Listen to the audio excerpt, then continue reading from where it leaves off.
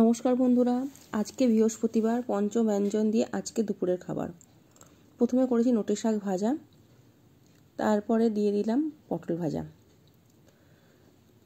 তারপরে করেছি একটুখানি পোস্ত বড়ার ঝাল, একটু ঝালটা বেশি করে দিয়েই তেলটা বেশি করে দিয়ে করেছি, নাহলে ভালো লাগে না।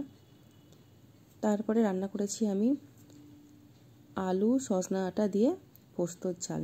এখন তো পোস্তর ঝাল মানে সজনা আটা মাস্ট, আর এরকম সরু সরু ডাঁটা দিয়ে পোস্ত ঝাল খেতে ভালো লাগে।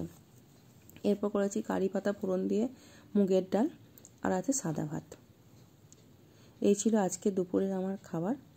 তো কয়েকদিন একটু অসুবিধার জন্য ভিডিও দিতে পারিনি, আশা করছি এবার ভিডিও কন্টিনিউ করব। আর দিয়ে করে নিয়েছিলাম, একটু আগেই করেছিলাম পাঁপড় ভাজা, সেটা দিয়ে দিলাম সাথে। সকলে ভালো থাকবেন, সুস্থ থাকবেন, আর এরকম ছোটো ছোটো ভিডিও যদি ভালো লেগে থাকে অবশ্যই সকলে লাইক করে আমার পাশে থাকবেন, শেয়ার করবেন, সাবস্ক্রাইব তো অবশ্যই চ্যানেলটায় করে দেবেন। টাটা।